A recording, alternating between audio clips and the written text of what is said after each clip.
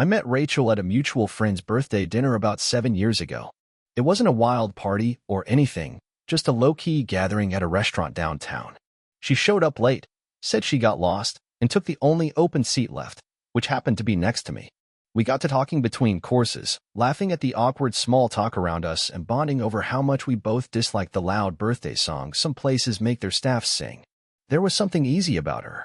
She didn't try too hard, didn't dress to impress, didn't act like she needed to be the center of attention. I like that. Our first official date was a few days later, coffee, then a walk through the park nearby. It wasn't anything elaborate, but we ended up talking for hours.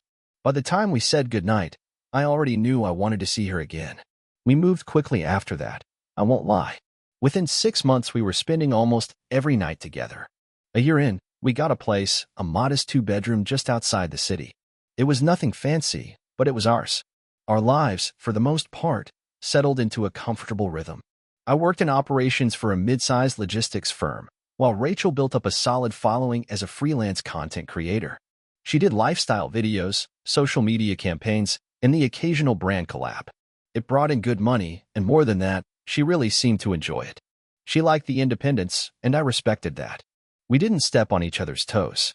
I had my work, she had hers, and our home was the space where it all came together. We had our routines, takeout Fridays, early morning runs on Sundays. Okay, her runs. I mostly made breakfast. She liked organizing things, the pantry, the closet, the calendar. I liked letting her. I was the more laid-back one in the relationship, and she often joked that she needed that to balance out her control-freak tendencies. We laughed a lot. We didn't fight much. And if we did, it was over silly things, like who left the laundry in the washer too long or whether or not to put pineapple on pizza. We weren't married, but we talked about it. It was always in the future, not something we rushed, but not something we avoided either. We were building something, slowly and deliberately. And honestly, I felt lucky. I thought we were one of the couples that just worked. From the outside, and even from where I stood, life looked good. One of the things I always appreciated about Rachel was how she made even the most ordinary days feel like they mattered. We didn't live some fast-paced, luxury lifestyle, no constant traveling, no grand gestures every other weekend.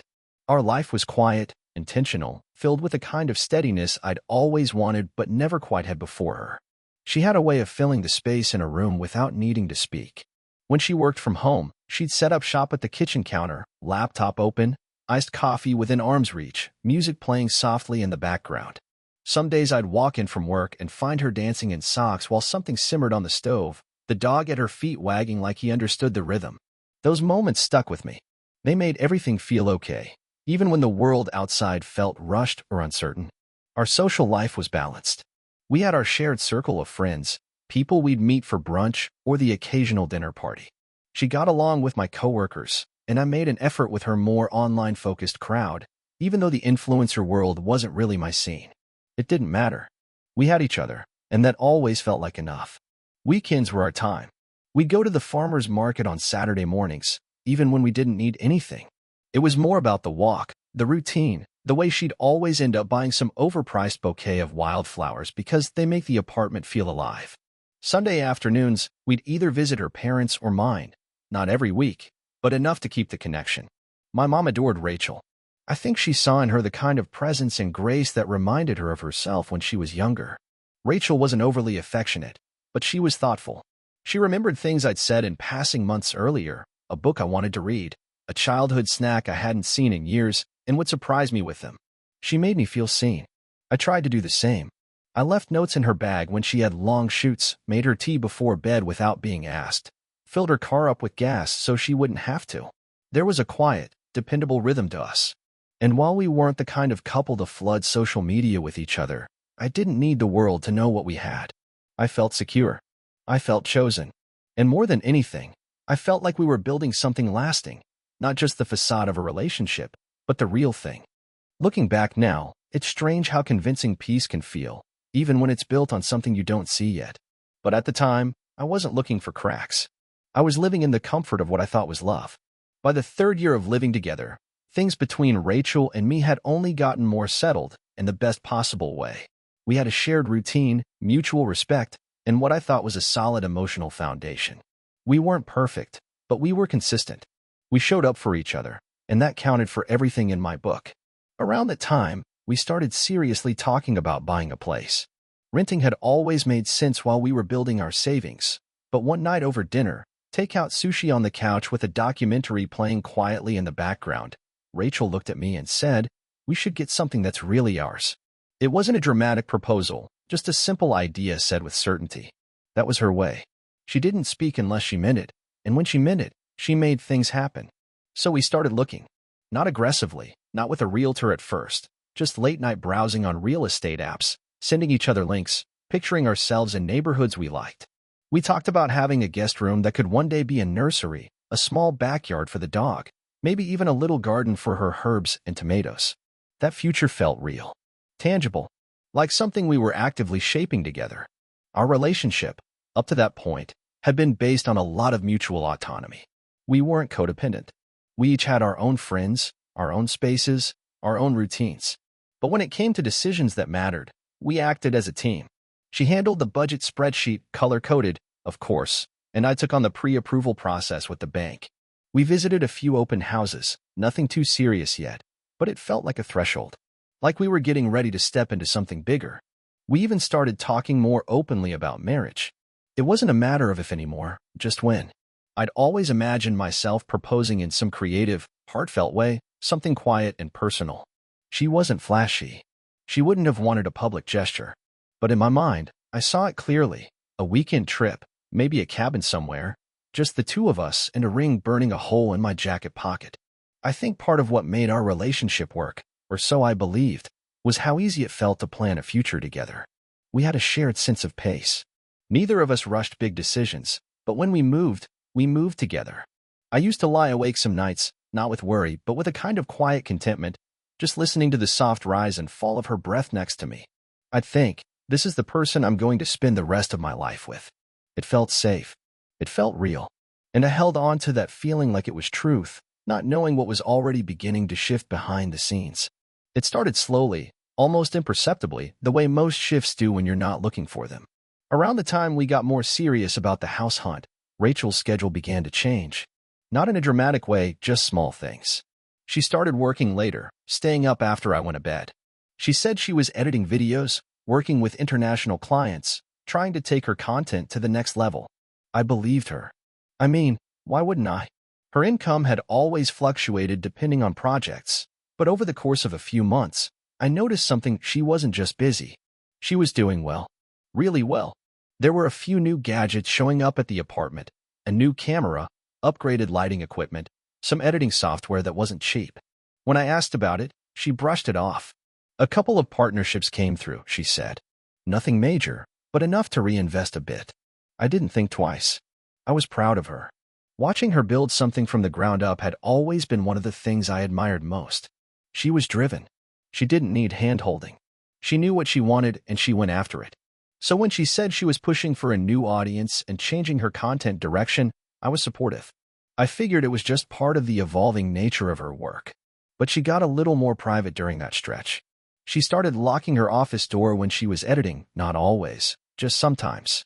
She moved her equipment into the guest room and said she needed a more controlled space. Again, I didn't question it. Creative people need creative freedom, right? Then came the new phone. She told me she needed a separate line for business, for brand deals, sponsors, whatever.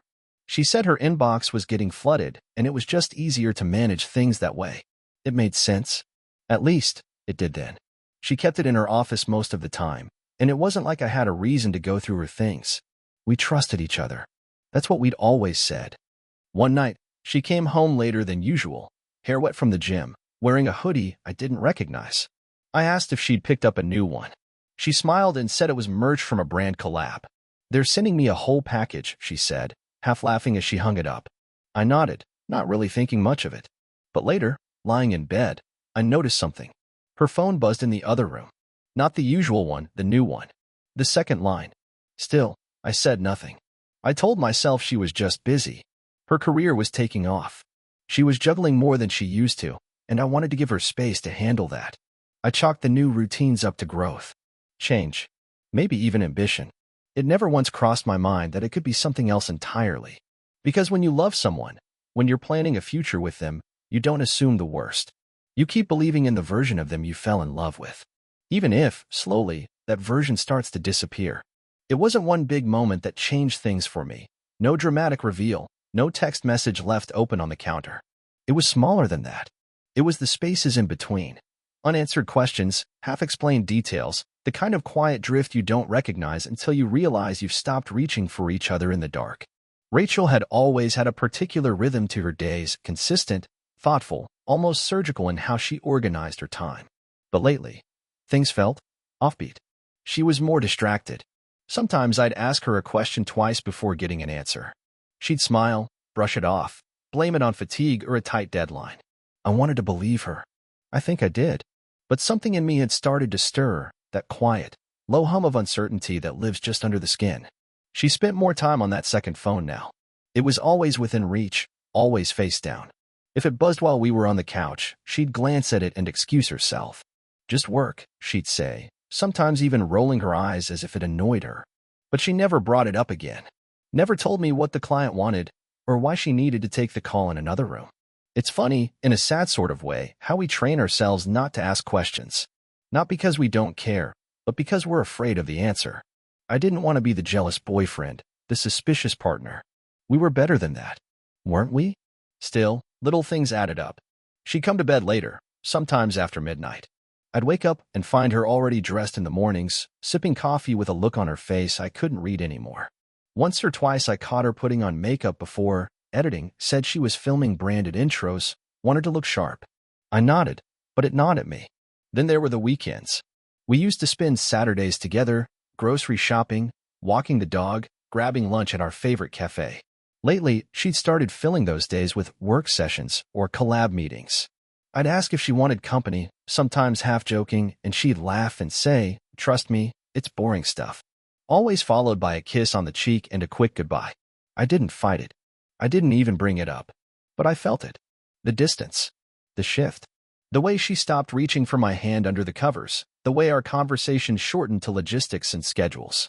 There was a warmth that used to live between us, and it wasn't gone, not entirely, but it was fading. I tried to be patient. I told myself she was just focused on work, that this was a season. But in the quiet moments, when I'd lie in bed and listen to the soft hum of her editing videos in the next room, I couldn't shake the feeling that something had changed. Not just in our routines, but in her. And maybe in me, too. Looking back, I think the hardest part wasn't the suspicion itself. It was the silence that grew between us and its shadow. I wasn't sure what I was afraid of more, that my instincts were wrong, or that they weren't. Rachel and I still talked, of course. We still shared a home, a bed, a routine. But more and more, those conversations felt like summaries, surface-level reports of what our days looked like, with nothing underneath. She'd tell me about a new client or an upcoming shoot. I'd nod, listen, ask questions, but something always felt rehearsed in her answers. Like she was hitting beats she'd memorized. She was careful, never defensive, never secretive in a way that would raise alarm bells. But it was in the details. The way her tone would change when I asked follow-up questions. The way she'd tilt her phone just slightly away from me when scrolling. The way she no longer offered me casual updates, those unfiltered little asides that used to come naturally when she was excited about something. I started noticing patterns I wish I hadn't.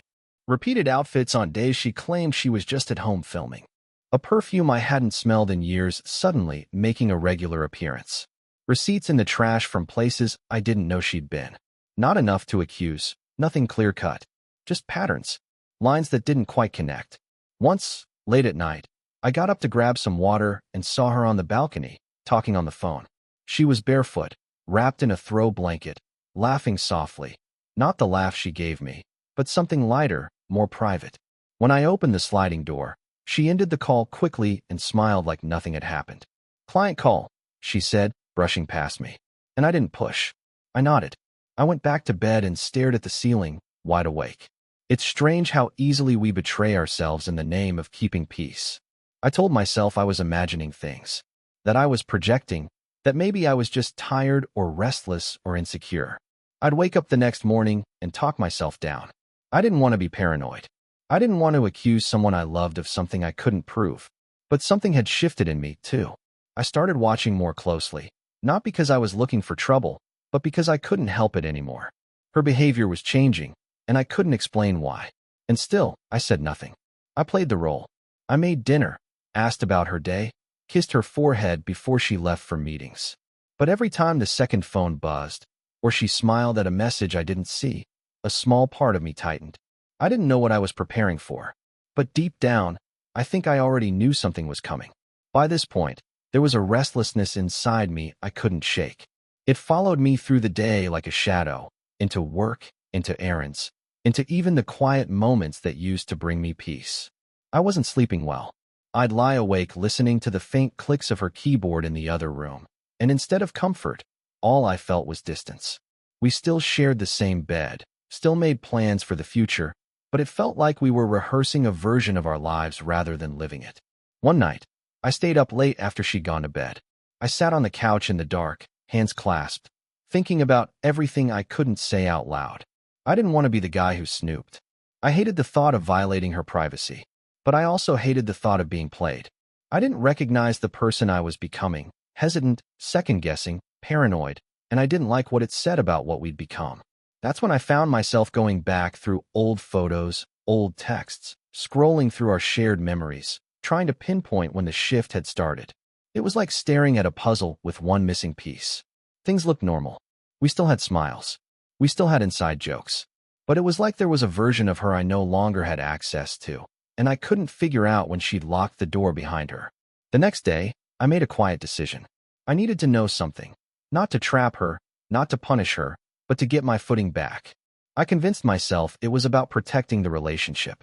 That if nothing was going on, I could breathe again. That if I had peace of mind, maybe we could find our way back to what we'd been. So I started watching more closely, not obsessively, just carefully. I paid attention to the moments she left the room to take a call. I started jotting down the names of the clients she mentioned, looked them up casually, just to make sure they existed. And when the inconsistencies didn't go away, when some of the stories started to subtly contradict each other, the unease became impossible to suppress. That was when I found the small, locked drawer in the back of the guest room closet. I hadn't noticed it before, probably because I had no reason to. It was tucked behind a few stacked boxes and camera gear. It wasn't hidden, exactly, but it wasn't out in the open either. I didn't touch it, didn't try to open it. But its existence alone made something in my chest tighten. That same week, she came home one evening beaming, talking about a new sponsorship deal she'd landed. 6 figures, babe, she said, eyes bright. Can you believe it? She hugged me hard, kissed me twice, and promised we'd celebrate properly over the weekend. But behind her excitement, I saw something else. Not guilt, exactly, but a kind of practiced enthusiasm.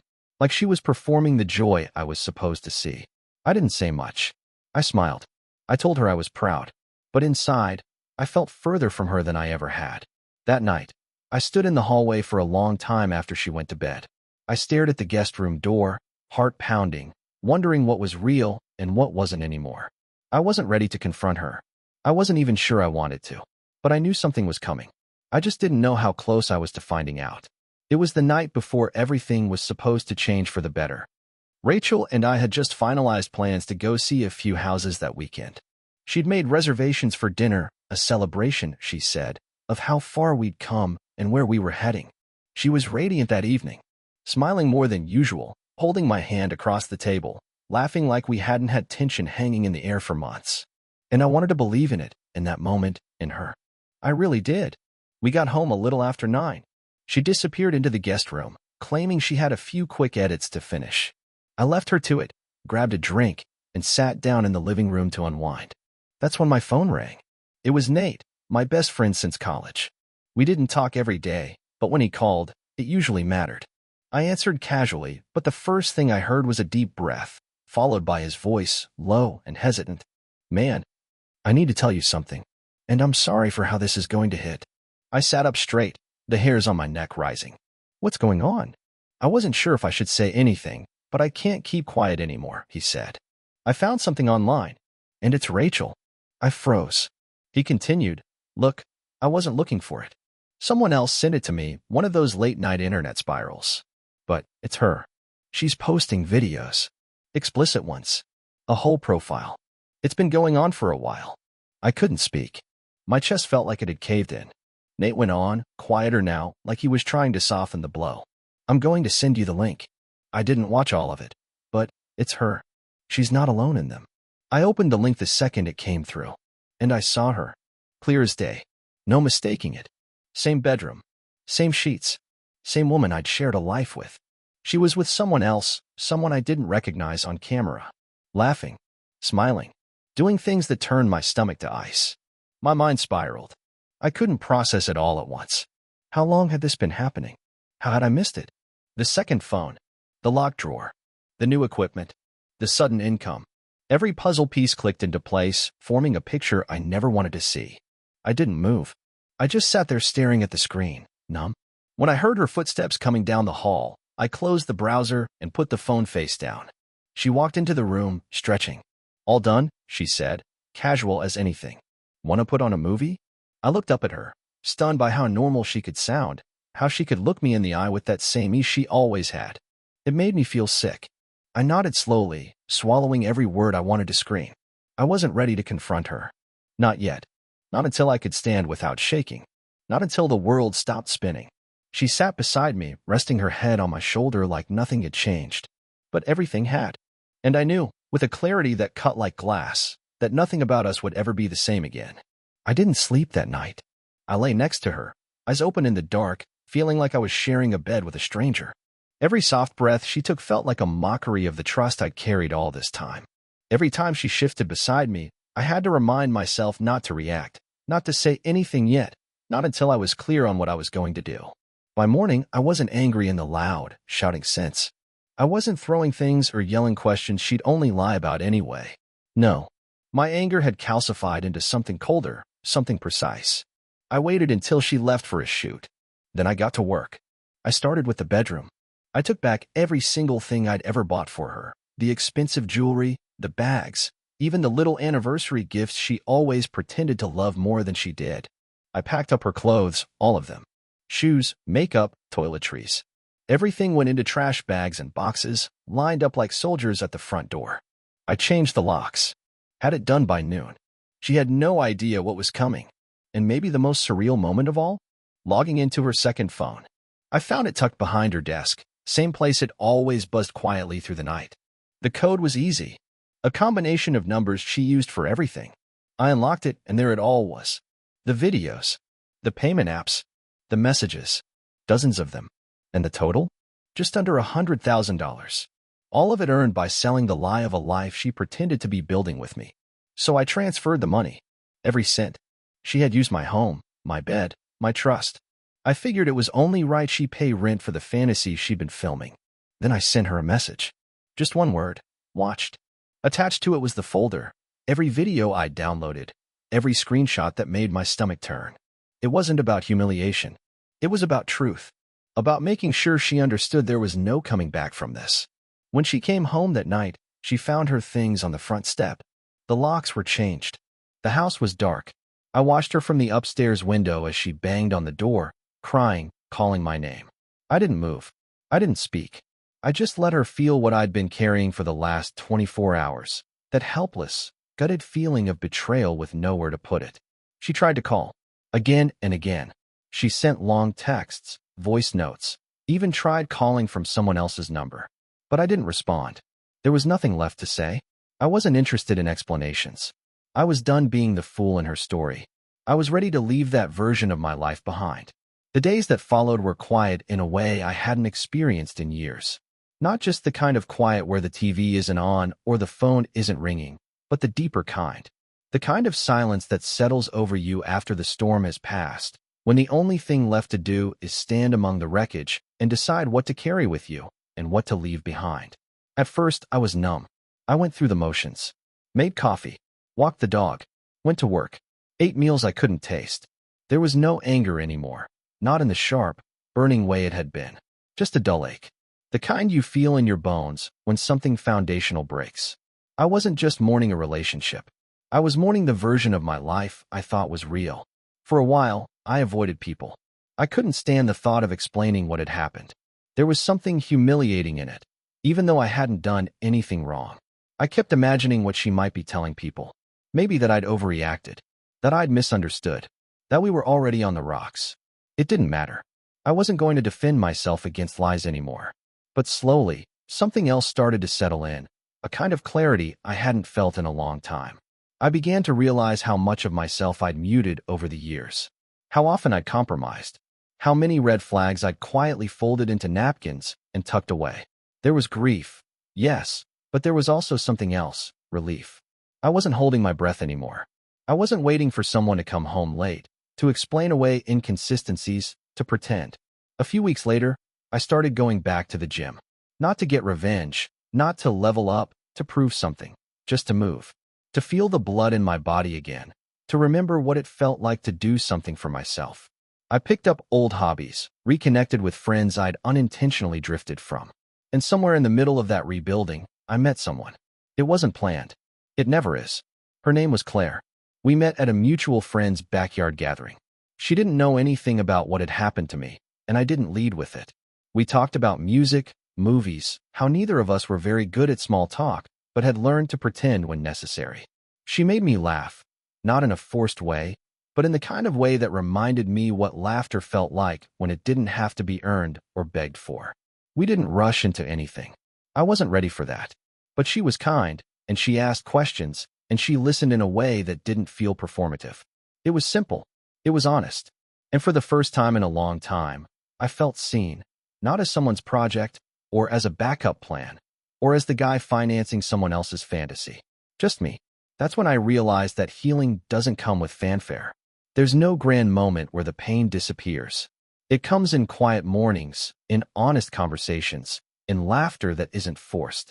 And that was enough. I was enough. There's a strange kind of peace that comes with the full acceptance of loss. Not the early stages, not the grief disguised as rage, not the bargaining we do with ourselves when we want to believe it all could somehow still be fixed. No, this is the deeper kind. The kind that settles in after you've let go of the person, the illusion, the noise. After you've stopped looking backward and finally stopped asking, why me? I stopped hearing from Rachel eventually. For a while, there were texts, long, emotional ones full of twisted explanations, half-truths, and pleas for a real conversation. I never answered. Not because I wanted to hurt her. I just didn't see the point in reopening a wound I'd already cleaned and stitched myself. There was nothing left to rescue. The version of us that once existed had been a casualty of her choices long before I ever found out.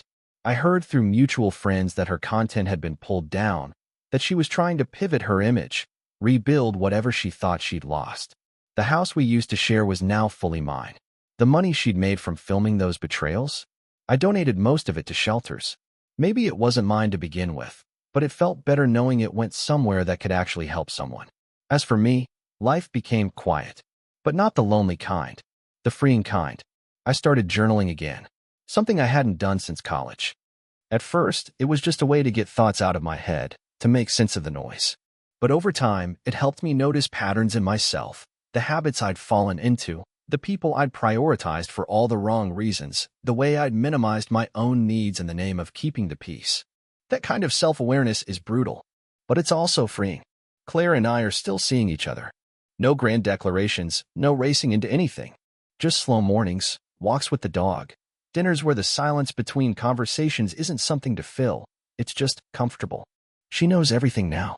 I told her one night when it felt right, not because I wanted her to fix me, but because I didn't want to keep any part of my story locked away anymore. She didn't judge. She just listened. There are still moments when I feel the weight of it all, memories that surface when I least expect them. A scent, a phrase, a familiar date on the calendar. But they don't consume me like they used to. They're just echoes, reminders of where I've been, not where I'm going. And where I'm going, that's still unfolding. But I know now that I'm not afraid of starting over, not afraid of solitude. Not afraid to admit that I was broken and found a way to put myself back together, maybe even stronger than before. Because in the end, healing isn't about proving anything to the person who hurt you. It's about proving to yourself that you deserved better all along, and now, finally, you're giving it to yourself.